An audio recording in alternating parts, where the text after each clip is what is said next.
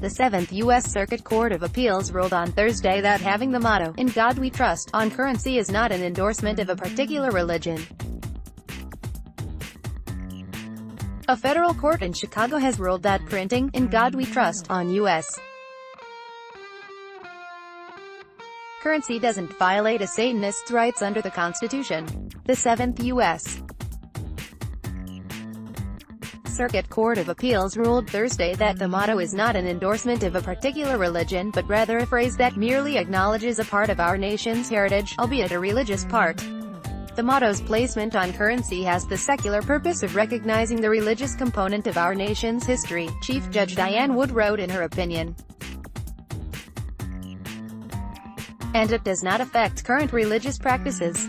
Kenneth Mayle, a Chicago man who follows what he calls non-theistic Satanism, argued that the motto forces him to affirm and spread a religious message that contradicts his religious beliefs. Mayle also claimed the motto discriminated against adherents of religions that are not monotheistic. The phrase, "In God We Trust," started appearing on U.S. coins in 1864 as a result of heightened religious sentiment during the Civil War. It was partly a reaction to Southern leaders' decision to declare the Confederacy a Christian nation. President Abraham Lincoln opposed moves to amend the U.S. Constitution to state the same, so Northern Protestant leaders settled on adding the motto to coins. A silver dollar from 1887, "In God We Trust," started appearing on U.S. coins in 1864, partly in reaction to the Confederacy's declaring itself a Christian nation. Interest in the phrase resurfaced during the Cold War, as American lawmakers sought ways to distinguish the country's religious heritage from the atheism espoused by communist countries. In 1956, Congress voted for "In God We Trust" as the national motto of the United States. The motto was first used on paper money in 1957. The phrase has been challenged by atheists and other religious minorities, but judges have largely dismissed these challenges, saying that the motto is a reference to America's religious heritage. In a 1977 case, the Supreme Court ruled that people who use U.S. currency are not advertising the national motto, since money is generally carried in a purse or pocket, and need not be displayed to the public. A lower court dismissed Mayle's lawsuit in October, and the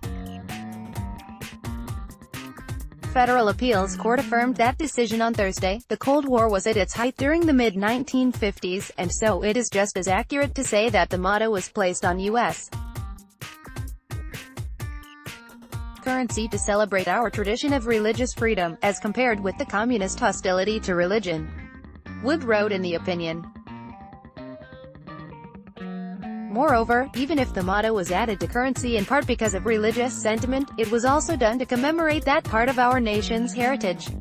This isn't the first time Mayle has attempted to defend his Satanist beliefs in court. In April 2017, a federal judge in Chicago tossed out a lawsuit that he brought against an Illinois law that prohibits adultery. He claimed that Satanism encourages adultery and that the defunct law had a chilling effect on his relationships.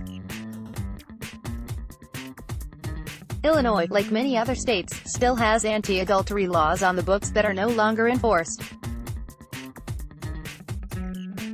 The judge found that Mayle had no grounds to sue, the Associated Press reported. Download. Do you have information you want to share with HuffPost? Here's how. Photo gallery: biggest marches in U.S. history.